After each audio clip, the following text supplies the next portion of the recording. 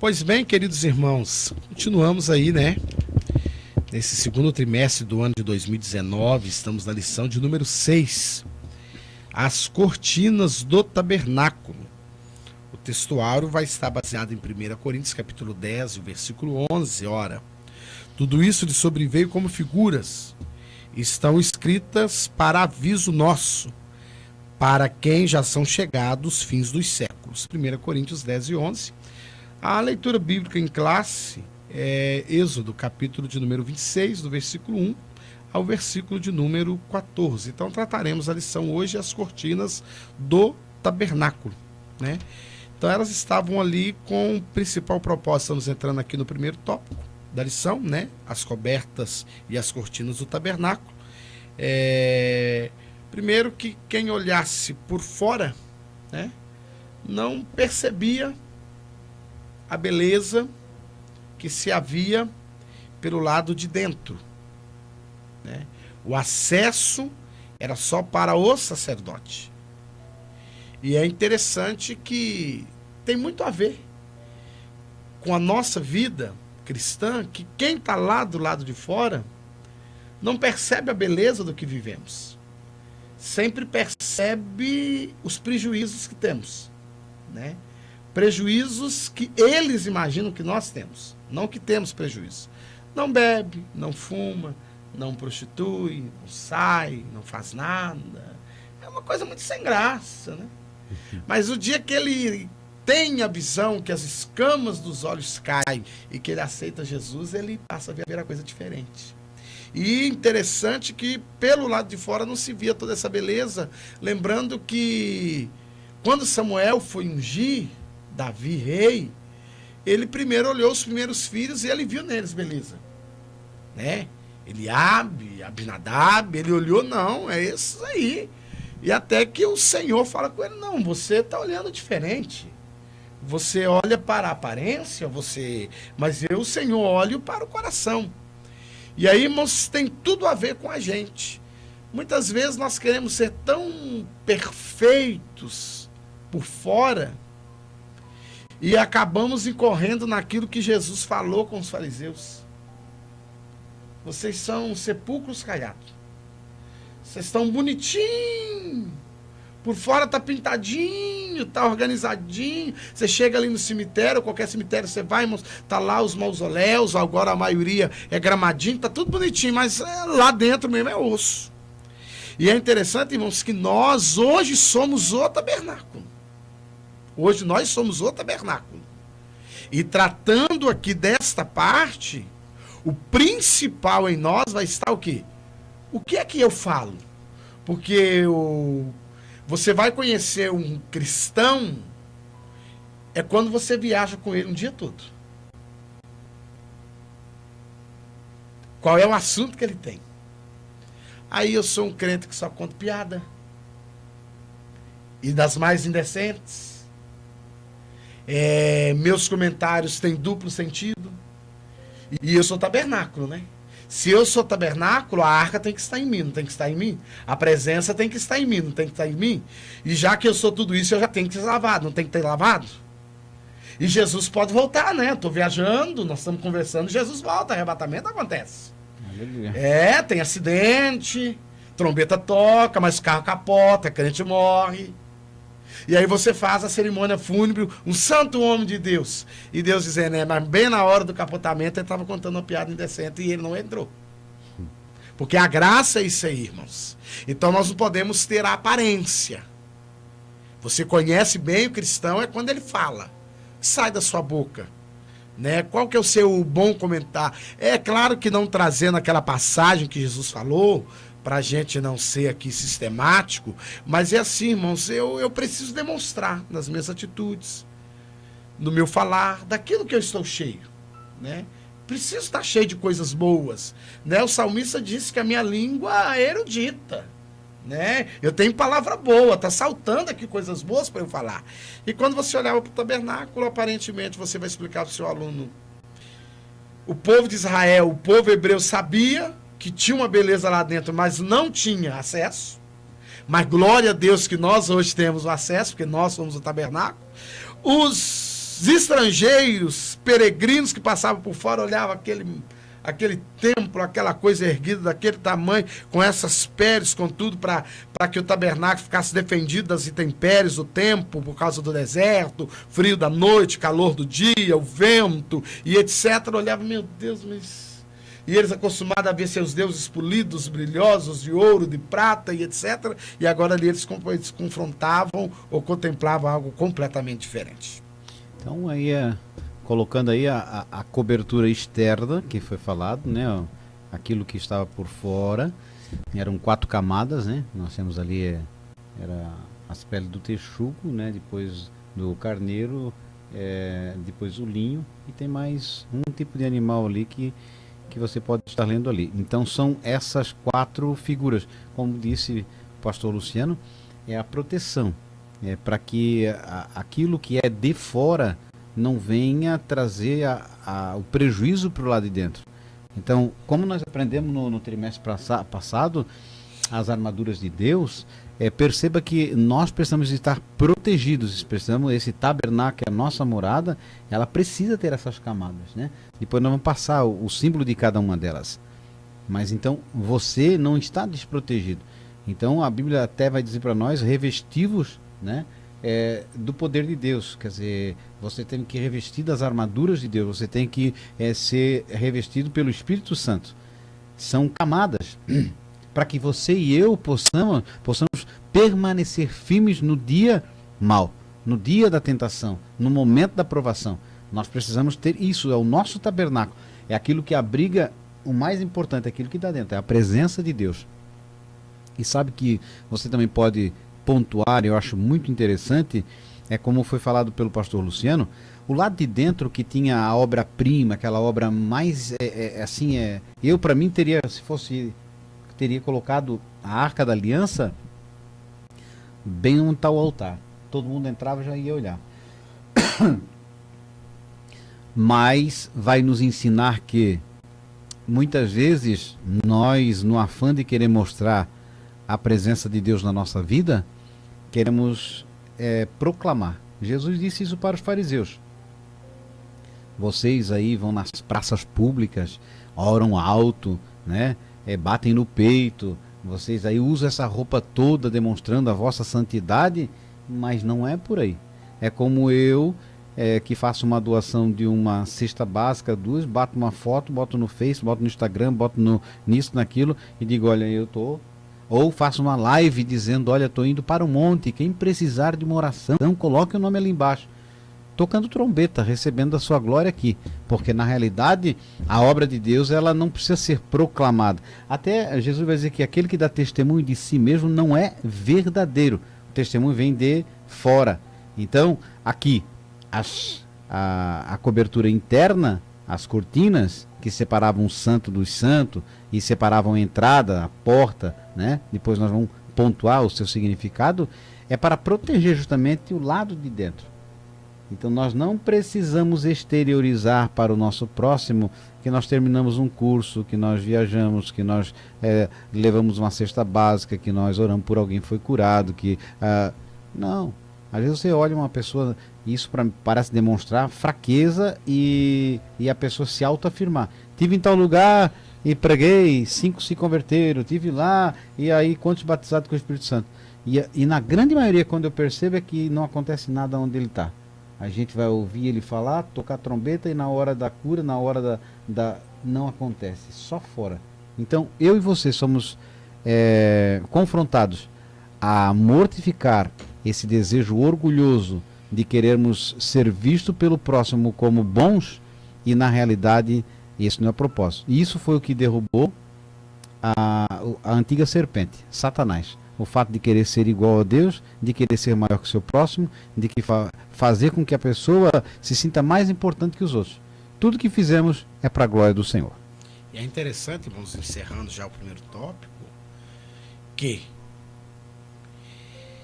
esse mostrar a questão da autoafirmação, eu fui lá, preguei, tantos se converteram.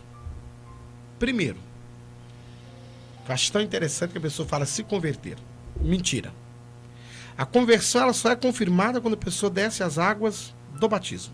Enquanto ela não batizou, ela só aceitou. E eu preciso levar em consideração que aquela pessoa que aceitou Jesus, não foi porque eu, pastor Luciano, fui lá pregar. Ela tem uma mãe que está orando, tem um pai que está orando, Tem um Espírito Santo que tem um ciclo de oração que está orando, tem o Espírito Santo que foi lá e trabalhou. No frigir de tudo aí, no analisar, eu sou só a torneira. Que a água passou. Só fui a torneira, que a água passou, eu só fui o canal. Ah, eu estou indo para o monte agora orar, então... que diferença? Olha, irmãos, eu fico por entender, eu sei que é um assunto que vai confrontar, talvez você vai confrontar o seu aluno, talvez você, professor, também vai se sentir confrontado, mas qual é a diferença de eu dobrar o joelho no meu quarto e de eu subir ao monte? Está mais perto de Deus, eu acho, né? Porque Mas é mais aí, alto. então, irmãos, então mudaremos então para Bolívia, né? Ou de repente ir para o Everest. Né? Vamos para o Everest, montar a congregação lá, e lá, então no Everest, irmão, vai ser o melhor lugar para a gente orar, porque lá Deus vai me ouvir, vai ser mais alto. Ou não, então, irmãos, são coisas que nós precisamos entender, irmãos, que isso é justiça própria. Isso é eu querer mostrar até um sacrifício para que as pessoas olhem para mim assim, Sérgio é um homem de Deus. É hora no monte. Ora no monte, jejuou. E outra coisa, pensa num homem caridoso, doa, ajuda, tá tudo registrado. Aí, irmãos, a Bíblia diz, sabe, Salomão diz que não seja a tua boca que te louve, mas sim a dos outros. Porque eu não vou falar mal de mim mesmo, essa é uma verdade. E eu também não devo falar bem de mim mesmo. Meu testemunho, sua história, deva ir adiante. Então estava ali a cobertura, né? Ali estavam as camadas, nós vamos aprender no outro tópico, e assim nós encerramos o primeiro tópico da nossa lição.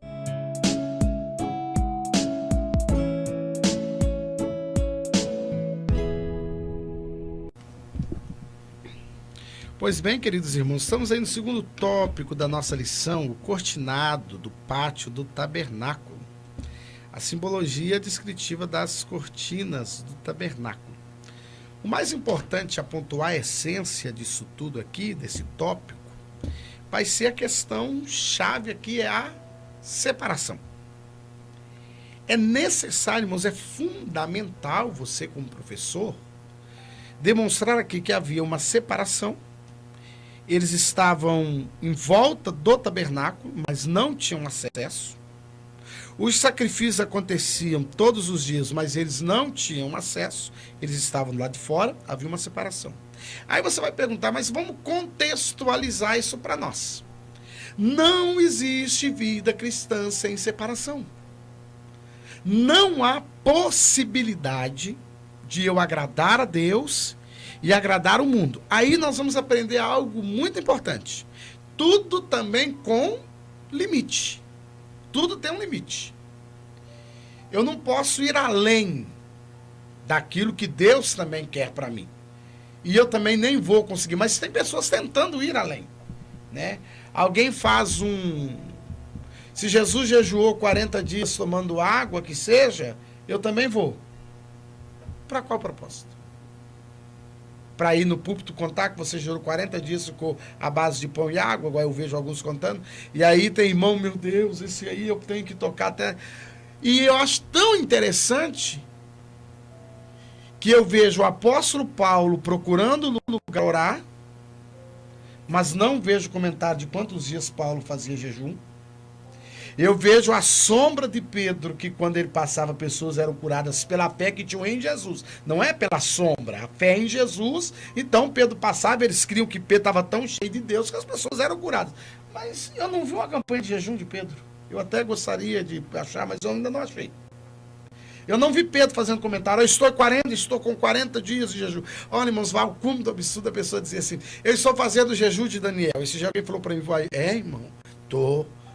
Quanto tempo? 21 dias não, irmão. Não, então não é o de Daniel. O de Daniel é 3 anos. Não, mas eu tô lá. Não, irmão, Daniel orou 21 dias. Lá é uma outra situação. Se você quer fazer o de Daniel mesmo para se apresentar, então, meu filho, é 3 aninhos na alfacezinha, no chuchuzinho, tá? É na batata, só nos tubérculos, tá? Só na aguinha mesmo, sem festa de aniversário, sem Natal na casa de ninguém, sem o ovinho que nós gostamos de chocolate. Nada disso, é 3 anos. E ele não casou, né? E aí? Ele era eunuco. Pois é, irmãos. Eu não faço o jejum de Daniel, já estou casado há 17 anos, então não posso fazer. Não vai dar. Então, irmão, nós temos que entender que ali havia um significado para nós contextualizar para nós. A minha vida tem que ser separada. Tem que ser separada. Agora, essa separação não quer dizer que eu vou levitar no meio das pessoas, que eu vou ser tão santo que eu não cumprimento ninguém, porque tem irmãos, tem pessoas que entendem que a santificação ela é tida assim, aquela cara bem feia, bem fechada, aquele ser humano intragável, que não dá bom dia, não dá boa tarde, não, é sociável, não. Você vai ser sociável, mas você tem um limite, até onde você vai. E é interessante que quando Moisés sobe para o monte, para receber as tábuas e receber os mandamentos, Deus falou, ó, no sopé do monte. Quem passar daqui morre. Não era nem no pé, só no sopé do monte. E é interessante que tudo tem um limite. Então a minha vida cristã, eu tenho que criar um limite. Até aqui eu posso ir, daqui para lá é demais, eu não vou conseguir. Porque é interessante, irmãos, que Deus não é Deus de nenhuma extrema. Ele não vai largar a porta demais, senão eu quero entrar com tudo. Mas ele também não vai estreitar de tal maneira que eu não consiga passar. E nós precisamos ter essa observação. Aí nós temos que ter algo interessante, complicado, necessário. Equilíbrio. Equilíbrio. Eu não sou sorridente demais, mas também não sou cara fechado ao extremo. Tudo é equilíbrio. Ah, irmãos, eu passo o dia todo de joelho. Glória a Deus, irmãos, que Deus te abençoe. Eu já não posso passar o dia todo de joelho, senão eu não como no final do mês. Então eu preciso trabalhar. Tem que tirar um tempinho aí. Então, tudo com o equilíbrio. Então, foi bem pontuado essa questão da separação. E eu fico olhando aqui o segundo tópico, o significado da separação. Essa separação é algo que nos leva a meditar e pensar como nós nos separamos. Porque há nesses últimos tempos essa ferramenta aqui, né? Que a pessoa tem a liberdade hoje de estar visualizando algo aqui e o companheiro visualizando algo do lado de lá. Então, a tentação de eu me intrometer na vida do próximo é muito grande. De eu visualizar o que o outro faz, do que o outro quer, aonde ele está. E também, às vezes até de tentar descobrir, aí vem a separação também. Descobrir a minha amiga de 20 anos atrás, que a gente teve um namorico, sabe, quando eu tinha 17 anos, eu estou 29 anos casado, mas, poxa, Maria do Rosário, Maria Joana, não sei o que lá, ou Francisca, aí bota lá no perfil, apareceu, aí, quer dizer, começa a brincar com o pecado, aí vai colocar o que ali, oi, tudo bem, quanto tempo, se lembra, a gente estudou junto, aí vai, onde é que tá morando? Quer dizer, a separação, ela diz respeito a toda a área da nossa vida, porque às vezes você está na frente de um televisor e a imoralidade está passando ali, você não tem filtro. O teu filho está vendo uma cena de sexo e você está permitindo. Dentro da casa. Uma cena de feitiçaria, de macumbaria ou de homossexualismo e você está ali vibrando, vendo se vai dar certo. Quer dizer, qual é a separação? Eu fico olhando quando Davi, ele foge de Saul e aí aparecem 400 homens endividados, com fúria no coração, os homens que, vai dizer que a figura deles tinha a expressão, não sei de que animal lá, que agora não me lembro, mas eles começam a conviver com Davi e são moldados pelo caráter de Davi. Davi não cede para os 400. Olha só que importante, a separação. Ele abraça eles como companheiros de guerra, porém não se deixa contaminar com a figura deles que estavam rancorosos, odiosos, fugitivos. Eles passam a adquirir ali o caráter de Davi. Quando os 3 moços não se dobram perante aquela estátua, eles dão um recado bem claro. A nossa vida queremos permanecer vivos. Porém, se todavia, no entanto, Deus não nos livrar, que pode também acontecer, não há problema. Agora, de jeito nenhum, eu me dobro. Quer dizer, nem que seja por 1 minuto, 2 minutos. Quer dizer, eu não vou fazer o sentido de continência. E o que mais nós temos visto hoje de contaminação do pecado, não é lá no mundo, é na tua mão, é na frente da tua televisão, é no teu computador de madrugada, é no que você vê. Os canais que absorvem o mundo externo têm trazido confusão e pecado. E aí o que ocorre? O tabernáculo está contaminado, não tem purificação, não tem lavação da mão. E aí esse indivíduo ele vai para os pés do Senhor pedir misericórdia. Para quê? Para que daqui 5 minutos, 10 minutos, a hora que terminar a cerimônia, ele está de novo comendo e bebendo de porcaria. Aí fica 3 horas assistindo futebol. Aí ele vai falar contigo, ele fala do time A, do time B, ele sabe a convocação da Copa lá de 1900 e não sei quanto. Aí pergunta para ele, onde é que está escrito lá em Timóteo 2? Tu sabe? Não sabe nada das coisas de Deus, mas das coisas mundanas, ele sabe. Então, perceba que a nossa separação diz respeito, você vai dar mais ênfase naquilo que você ama. Você vai procurar uma separação colocando os seus valores. Se para você mais importante é o futebol, você vai se especializar em futebol, ou UFC, ou novela, ou filme de ação, mas tem que pensar que você é santuário de Deus. Se o que você vê desagrada o Espírito Santo, se o que você vê desagrada a Deus, pense bem. Tem que ter lavação, tem que ter purificação. E isso, quem está trazendo para dentro da tua casa é você mesmo. Não é o diabo que está trazendo. É você que pode mudar de canal, é você que pode fechar o canal, é você purificar a tua vida. Porque, irmãos, a contaminação vem aos poucos. E é interessante que o presídio Sérgio apontou a questão de Sadraque, Mesaque e Abednego, e não foram só eles 3 que foram levados cativos para a Babilônia. Não. Não eram só eles, os crentes, vamos assim dizer, no nosso contexto hoje, não seriam só eles os crentes que estavam ali. Ao todo deu quase 7.000 pessoas. Filhos de nobres e príncipes. Foi a nata. Só foi a nata, mas foi quase 7.000. Mas que não se prostrou só 3. Aí outra coisa a se pensar. Não é porque todos fazem, eu vou fazer. E eu para encerrar o tópico aqui, o comentarista fala algo impressionante, interessante, que não tem nem o que agregar, mas vou ler. Vou ler para você, professor, e você ler aí, grife aí no final. Ter consciência da santidade bíblica significa ter a disposição para viver na contramão do mundo. E aí, irmãos, como é que eu sou? Não tem como. Ou eu estou indo para o céu, ou eu estou indo para a perdição. Se eu estou indo para o céu, isso é se eu estou. E se eu quero. Porque é bem interessante, só para a gente encerrar esse tópico, porque o pastor Luciano gosta de falar, né? Jesus falou o seguinte, aquele que quiser. Você não tem obrigação, você não é obrigado. Agora você quer? Você quer vir após mim? Então você pega a sua cruz.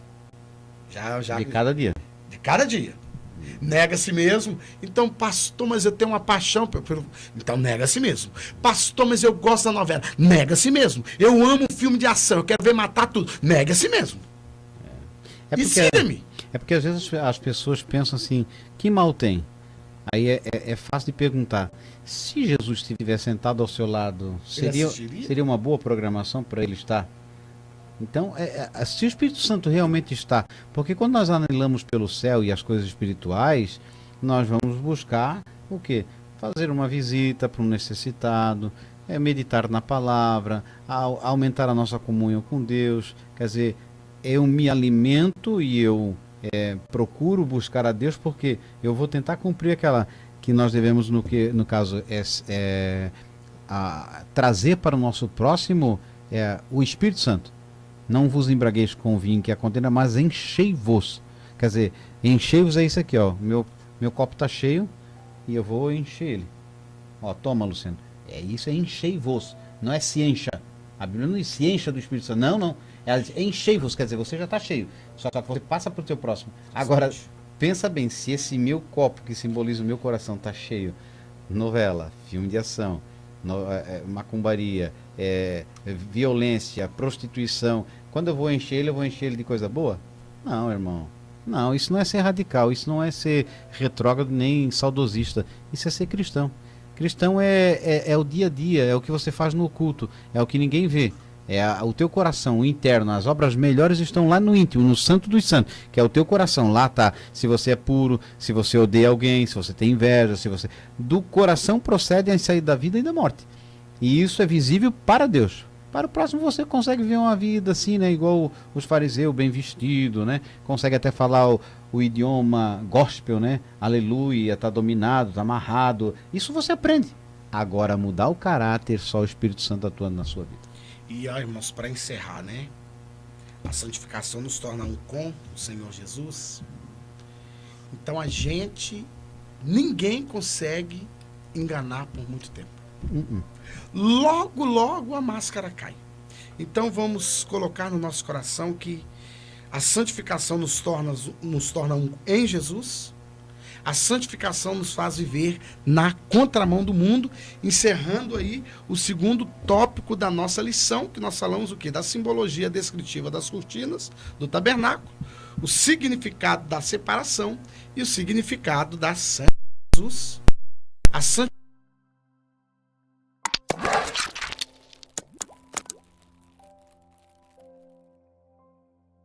Pois é, queridos irmãos, estamos aí no terceiro tópico da nossa lição, que nós vamos tratar agora as cores do tabernáculo, né? E o significado especial das cores do tabernáculo, né? Tinha a cor ali azul celeste, a cor púrpura, a cor escarlate ou carmesim, né? E a cor branca. E nós vamos começar pela cor azul celeste, né? Interessante, irmãos, que indica ali primeiro indicativo, né, de que Cristo, né, viria até nós. E o segundo indicativo que, infelizmente, nós queremos abrir mão, mas não podemos abrir. Nós somos do céu. Nós somos do céu. Para lá nós vamos retornar. Então nós não podemos abrir mão disso, né? É porque aceitar a Jesus é uma escolha que nós fazemos. Nós até usamos o termo aceitar a Jesus, mas Jesus é que nos aceita. Mas quando nós aceitamos esse projeto de salvação, nós aceitamos, presidente irmão César, um projeto de reino. E é interessante que súdito não tem opinião. Não. Súdito obedece. Então a primeira cor que nós estamos tratando aqui é azul celeste. Não esqueça, professor, de focar para o seu aluno e focar para nós, professores. Nós somos do céu. Havia dois indicativos de que Cristo viria até nós, mas o indicativo contextual para hoje, para a igreja, é que nós somos do céu. Então, toda essa simbologia, tipologia, essa analogia, quer dizer, com esse gia no final, é para nós tentarmos, através desses elementos, que é uma ordem divina, né? Moisés, na obediência ao mandato de Deus, ele vai procedendo conforme Deus manda. Eu quero a cortina dessa cor, eu quero o candelabro assim. Tudo que tem aqui é uma tipificação do céu. Então, esse modelo veio do céu. Então, quando nós olhamos aqui, é claro, nós vamos colocar o devido valor segundo sempre o que vem representando na Sagrada Escritura.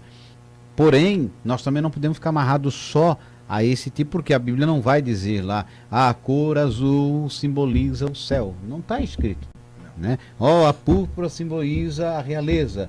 Nós tiramos esse significado para nossa edificação espiritual. Porque em alguns momentos o ouro simboliza Deus, no outro a cássia simboliza a natureza de Cristo.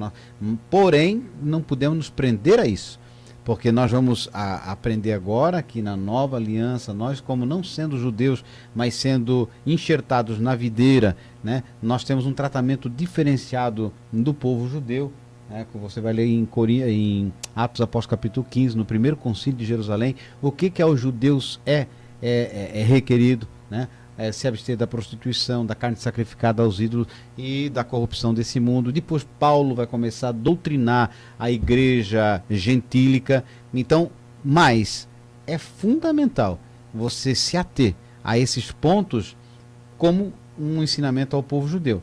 O azul simbolizando, como foi dito, que é divino. Para entrar pela porta, tinha que já ter esse enfrentamento da questão divina. Quer dizer, é do céu. Isso não é um objeto, não é uma construção comum. Não é algo que foi feito simplesmente porque caiu na cabeça de alguém. Tem toda uma simbologia. Por isso, se não cumprisse com esses mandamentos, poderia morrer, poderia trazer praga. As pessoas tinham essa compreensão, que não era simplesmente o azul. Aí você não vai querer, por exemplo, na sua igreja, fazer o cortinado atrás da igreja ou na frente da igreja as cores azul, rosa, púrpura, vermelho e branco, porque vai ter um significado de mais santidade. Você não vai trazer para dentro da tua igreja um candelabro lá, né, de 7 pontas, porque a sua igreja vai ficar mais espiritual. Ou fazer ali uma arca da aliança. Leia Jeremias 3,16, que Deus proíbe. Proíbe de fazer uma réplica. 3,16 é bem fácil porque tem São João 3,16. Então, o texto áureo bíblico, leia Jeremias e você vai ver que hoje nós temos tido grande problema de muitas igrejas evangélicas se utilizando desses elementos para criar uma áurea ou um ambiente mais espiritual. Porém, é aqui. O ambiente, irmãos, o ambiente espiritual, lembrando bem o que o presbítero Monsérgio pontua, parte de mim. Porque vamos lembrar aqui. Capítulo 2 de Atos dos Apóstolos, não tinha cortina. Não. Estavam no cenáculo reunidos. Sentadinho. Sentadinho. Sem música de fundo. Não tinha fundo musical. Estava provavelmente cansado, porque já estava alguns porque dias. 10 dias não é pouca coisa. Não tinha coreografia. Não, não tinha. Não tinha? Não Eu tinha. pensei que tinha. Não tinha um jogral para dar um incentivo. Não. Aquelas coisas da... Não, levanta a mão e profetiza, e vira, e senta. E eu mesmo sou invocado. Fica mandando eu levantar e sentar. Não, que chega uma hora que eu não levanto mais, fico sentado e pronto. Mas eu estou meio rebelde, né? Então, o que acontece? Nós aqui temos que ser espirituais. Não é a cor que vai trazer, mas aqui tinha uma simbologia. Claro. E acho interessante o presidente Monsérgio pontuar, por quê? Porque, irmãos, nós não podemos pegar essa simbologia para tornar algo que Deus trouxe para o povo hebreu em idolatria. Porque o que está ocorrendo hoje, eu vejo alguns aí agora, que colocam sobre si aí um manto, né? Com a cor azul, com a cor púrpura, com escarlate, com a branca misturado, coloca por cima e a pessoa é um apóstolo tal e coisa e a unção está. Eu trouxe um candelabro que eu comprei lá em Jerusalém. Você comprou o candelabro em Jerusalém? Para mim, que diferença faz?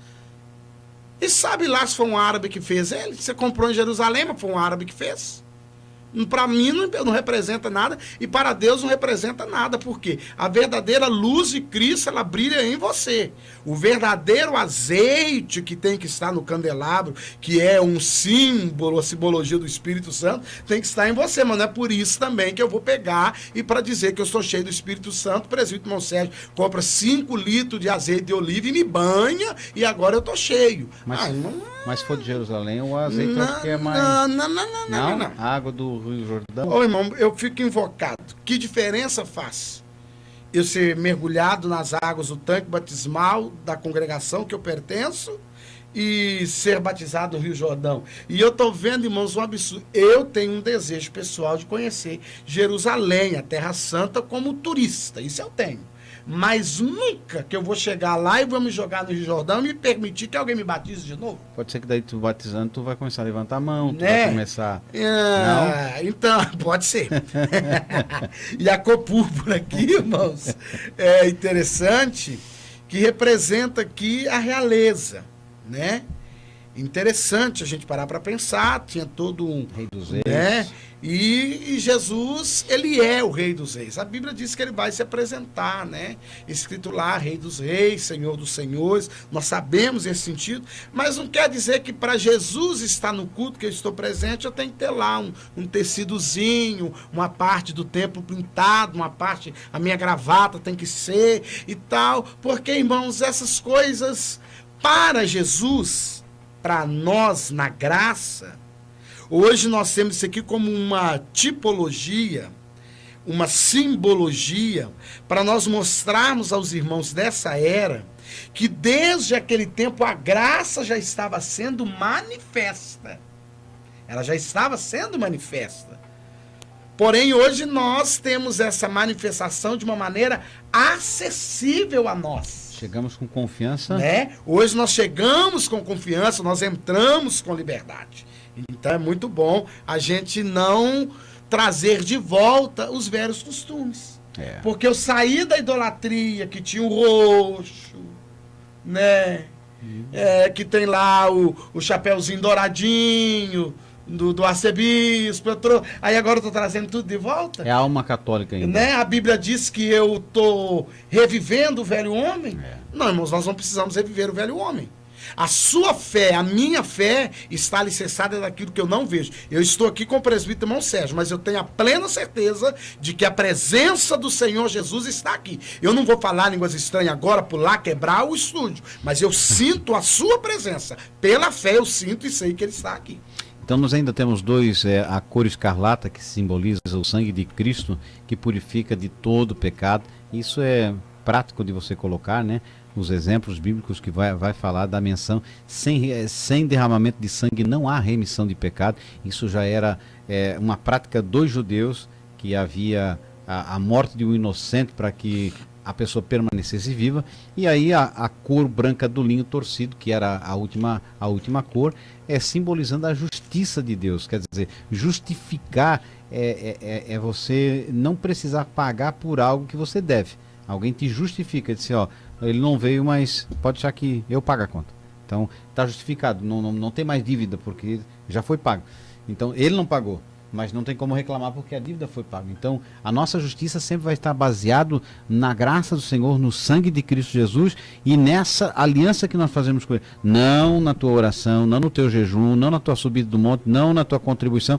Tudo isso já faz parte daqueles que entenderam o Evangelho de Cristo. Aqueles que estão enxertados em Cristo produzem aquilo que vem da videira. Vai produzir o quê? Coisas boas. Se você está enxertado em Cristo, não tem como produzir coisa ruim. Ao menos que esse não seja o Cristo do Calvário. Aí sim. E essa questão, pense com carinho. Não é uma arca que você vai colocar bilhetes lá de oração que vai... Isso aí, irmãos, é idolatria, é paganismo, isso é misticismo, isso é um sincretismo religioso. Nós deveríamos banir do nosso meio essas coisas. Irmão, vamos colocar aqui na arca e depois eu vou levar lá para o monte e vou queimar isso aqui diante... Onde é que você viu isso na Bíblia, gente? Onde é que você viu Jesus fazer isso? Olha, Pai, está aqui, essa multidão que precisa ser purificada, tem um monte de tábua. A igreja nunca teve esse costume, mas alguns introduziram essas heresias porque não se leu, não se estudou, não se observou, e hoje está aí as pessoas tendo que fazer campanha de 7 dias, porque Deus não cura no primeiro. Você não pode perder um dia, porque senão você volta para o final da fila. É assim, sabia? Eu vim que 5 dias, mas no sexto eu pifei. Começa tudo de novo. Senão Deus não te cura. E outra, tu tem que vir no horário, porque se você perder o horário também, tá tudo anotado. Irmãos, vamos crescer. Vamos para o Evangelho, vamos para a base bíblica, vamos servir ao Senhor com simplicidade. Deus não precisa de nada disso, Ele conhece o nosso coração. Santificação, separação, esses 4 elementos, essas 4 cores, dá para você fazer aí, olha, umas ilustrações muito boas, sempre tendo cuidado de colocar que não dá para simbolizar tudo. Não vai pegar um texto da Bíblia Sagrada, fazer como Orígenes fazia, lá no princípio, e colocar lá, Jesus está descendo, que é o samaritano. Vou dar um exemplo bem fácil. Está descendo de Jerusalém. Jerusalém simboliza a Terra Santa. Lá Jericó, ou Terra Santa, ou como ele dizia ele, o Jardim do Éden. Aí o bom samaritano é Cristo. O hospedeiro lá era o apóstolo Paulo para eles. A moeda é a graça. Depois, irmãos, cada vez que você olhar, então, não tem como fazer isso. Mas nós colocamos isso aqui porque foi dado por Deus em obediência. E realmente confere que azul é celeste, púrpura simboliza a cor da realeza, como Jesus, o Rei dos Reis. Aí o vermelho, o carmesim, o sangue de Cristo. Mas não vamos nos ater só a isso. Vamos olhar para nós, lá para, como nós lemos da vez passada, a pia. Senhor, será que eu estou bem? Eu vou pegar um pouquinho dessa água e vou me lavar. Eu vou me santificar. Eu não vou colocar responsabilidade sobre a minha esposa. Não vou pedir para o círculo de oração orar por mim, porque eu posso orar, né? Eu vou fazer a minha parte. E com certeza Deus fará a sua. Então, queridos irmãos, encerramos, né? Mais uma preciosa lição. Semana que vem nós aguardamos os irmãos. Dê um like. Né? Dê um like, se inscreva no nosso canal, compartilhe, ajude-nos a prosseguir avante. Que Deus os abençoe no nome de Jesus.